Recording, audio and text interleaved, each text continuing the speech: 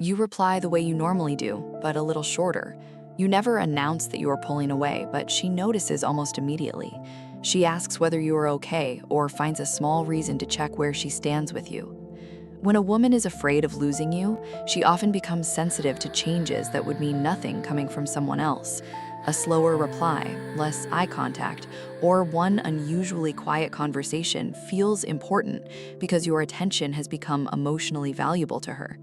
That does not mean every "are you okay" is hidden love. Does she accept your answer and remain present, or repeatedly demand reassurance? Healthy concern creates connection. Anxiety tries to control your mood. The first sign is that she notices the distance. The next is that she tries to close it. The conversation fading, and suddenly she sends you a meme that only you would understand. She brings up an unfinished story, replies to something you posted, or asks a question she could easily answer herself. The subject is ordinary. The real purpose is to reopen the door. I used to judge interest only by the message itself. If it seemed casual, I assumed the feeling was casual too. But someone afraid of losing a connection rarely begins with dramatic confession. She chooses a safe reason to return. Watch whether she creates continuity. One random message proves very little. Repeated attempts to restart the interaction, especially after sensing distance, reveal that letting the connection disappear feels uncomfortable to her. You do not need to punish her with silence or make her work harder. Respond naturally and see whether she helps carry the conversation. Reconnection matters most when it becomes mutual effort. She used to say, "We should do something sometime." Now she offers a day, a time, and an alternative if the first plan doesn't work. Her schedule did not suddenly become empty. You simply moved higher inside it. Fear of losing someone often turns vague interest into visible effort.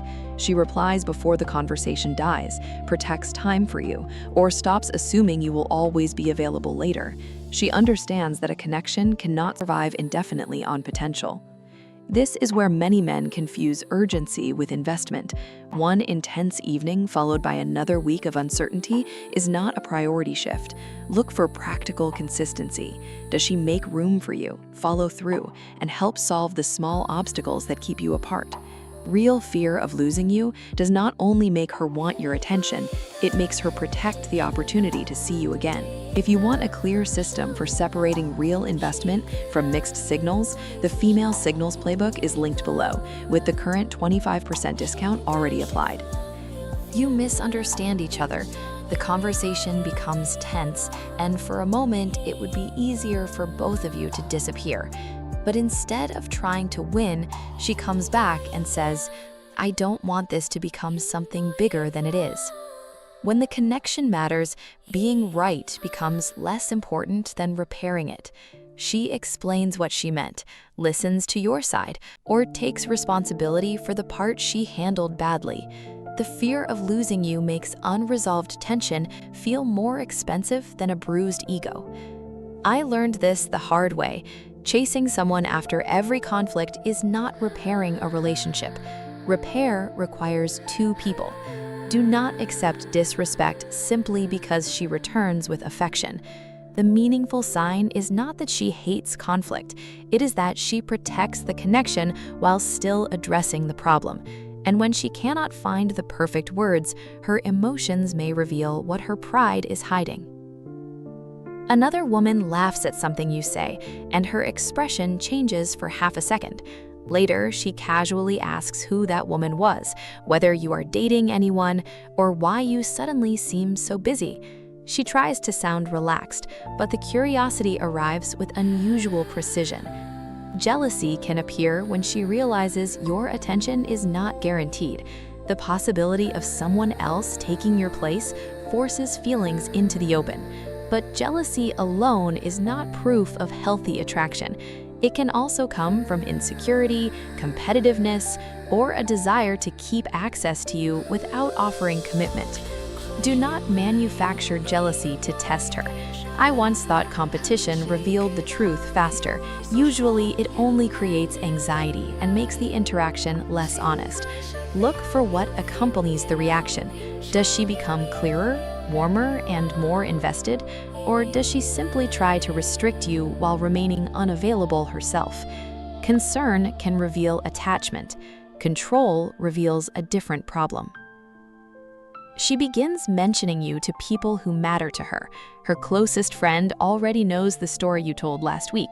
Her sister knows your name, or she invites you into a part of her life that used to feel separate from you. Bringing you into her inner circle creates emotional permanence. You are no longer just a private conversation that could quietly disappear. Other people can see the connection, remember you, and ask about you later. That makes the relationship more real, and therefore harder to lose. This may be smaller than meeting her family, a group invitation, a trusted friend asking about you, or a tradition she wants to share. The signal is access combined with intention. She is not displaying you as a trophy. She is making space for you inside the life she already values. Once that happens, investment usually becomes more practical. She remembers the interview you were worried about and asks how it went. She brings your favorite snack without being reminded. She offers help with something inconvenient, not because it earns instant praise, but because your outcome genuinely matters to her. Fear of losing you can turn passive affection into active investment. Attention becomes effort. She stops merely enjoying what you provide and starts contributing to the connection herself. This is one of the strongest patterns because effort has a cost. It requires time, thought, vulnerability, or inconvenience. Compliments are easy. Consistent contribution is harder to fake. Do not keep a scorecard. Healthy reciprocity does not require immediate repayment. Ask instead, over time, are both people making the relationship easier to continue? If you always initiate, plan, reassure, and repair, she may fear losing your attention without being ready to build with you. She says you would love that place, then adds, we should go when it opens. She talks about a concert months away, a trip she wants to take, or a small plan for next weekend, and naturally places you inside the sentence. Future language is a quiet way of protecting continuity. She is creating reasons for the connection to exist beyond today. When she fears losing you, an undefined relationship can begin to feel fragile, so she anchors it to something that has not happened yet. One playful comment about a future vacation does not equal commitment. The pattern becomes meaningful when future language is realistic and followed by action. Does she remember the plan? Does she bring it up again?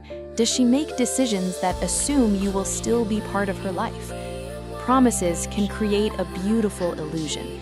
Follow-through creates security. And eventually, even future plans stop being enough. She has to decide whether she will risk clarity. She tells you she misses you. She asks what you are looking for. She admits that the distance has been bothering her, or says she doesn't want whatever exists between you to disappear.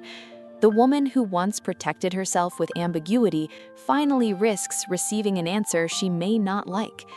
This is the clearest way fear of losing you changes her behavior. It makes silence feel riskier than honesty. She realizes that waiting forever may protect her ego, but cost her the connection. Sometimes clarity is not a confession, it's a boundary. I like you, but I cannot keep doing something undefined. That's not manipulation. It's someone recognizing that emotional uncertainty has become too expensive. Meet clarity with clarity. If you want her, say so without games. If you don't keep her close because the attention feels good. Being wanted is flattering, but it doesn't give you permission to waste someone's time. And if she remains vague while expecting exclusivity, reassurance, and constant access to you, understand the difference. She may fear losing the benefits of your presence without being willing to choose you. When a woman is afraid to lose you, the healthiest signs move in one direction, toward connection.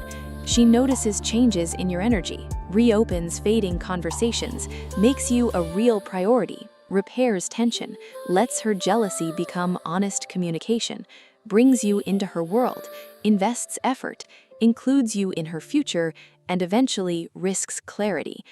None of these behaviors proves love by itself. Fear can also create control, inconsistency, possessiveness, or emotional pressure. Don't romanticize unhealthy behavior simply because it means she feels something strongly. The difference is reciprocity.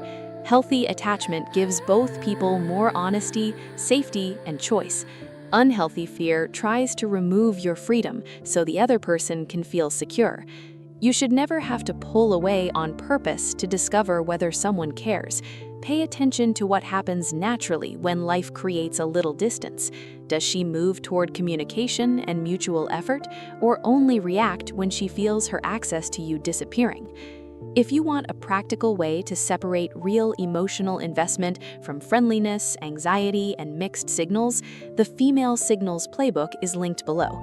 It organizes 12 signals into one system so you can judge the pattern instead of overreacting to one isolated moment.